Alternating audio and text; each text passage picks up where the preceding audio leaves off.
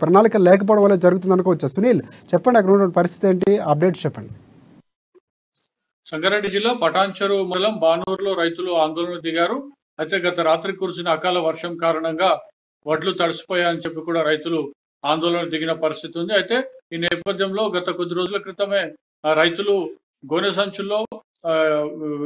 సంచుల్లో వాటన్నిటిని కూడా నింపి తూకానికి అదేవిధంగా రైస్ మిల్ కు తరలించేందుకు కూడా సిద్ధంగా ఉంచిన పరిస్థితి ఉంది. అయితే ఈ నేపథ్యంలో అధికారులు తరలించడంలో నిర్లక్ష్యంగా వ్యవహరించారు. మరోవైపు మిగిలిన ధాన్యాన్ని కూడా రోడ్డుకి ఇరువైపులా ఆరబోస్తారు రైతులు. ఈ నేపథ్యంలో ఒక్కసారిగా రాత్రి కురిసిన అకాల వర్షం కారణంగా వడ్లు పూర్తిగా తడిసి నీలపాలయ్యాయి. మరోవైపు గోనె సంచులో నింపి ఉంచినప్పటికీ కూడా వడ్లు పూర్తిగా తడిసిన నేపథ్యంలో రైతులు ఒక్కసారిగా అధికారుల తీరును నిరసిస్తూ రోడ్డుపై బైఠాయించడంతో పెద్ద ఎత్తున ట్రాఫిక్ అంతరాయం ఏర్పడింది. దీంతో పోలీసులు స్పాట్ కు చేరుకున్నారు. రైతులతో మాట్లాడారు. సమస్య పరిష్కారానికి అధికారులతో మాట్లాడి కృషి చేస్తామని చెప్పి కూడా చెప్పిన నేపథ్యంలో రైతులు మాత్రం ఎట్టి పరిస్థితుల్లో రైతులు తమ ఆందోళన విరమించమని చెప్పారు. ఎందుకంటే అధికారుల తీరు చాలా గర్హనీయంగా ఉందని చెప్తాను. ఎందుకంటే అధికారులు పట్టించుకునే పరిస్థితి ఉంది.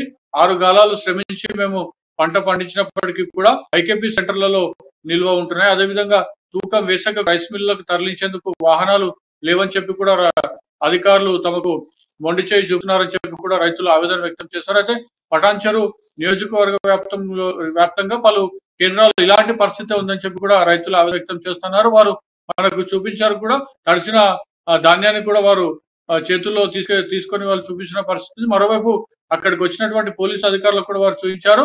రోడ్డు వెంబడి ఏ విధంగా వడ్లు మొత్తం నీటిపాలయ్యాయో కూడా వారు చూపించిన పరిస్థితి ఉంది. అయితే అధికారులు జిల్లా స్థాయిలో మాత్రం పెద్ద ఎత్తున ఇట్లాంటి సమస్యలు ఎదురవుతున్నాయని చెప్పవచ్చు. ఎందుకంటే రాష్ట్ర స్థాయిలో మాత్రం తడిసిన చివరి ధాన్యం వరకు కొనమని ప్రభుత్వం చెప్తున్నప్పటికీ వాస్తవ పరిస్థితి మాత్రం అందుకు భిన్నంగా ఉందని చెప్పి రైతులు, ప్రతిపక్ష నాయకులు ఆరోపిస్తున్నటువంటి పరిస్థితి. రాజశేఖర్,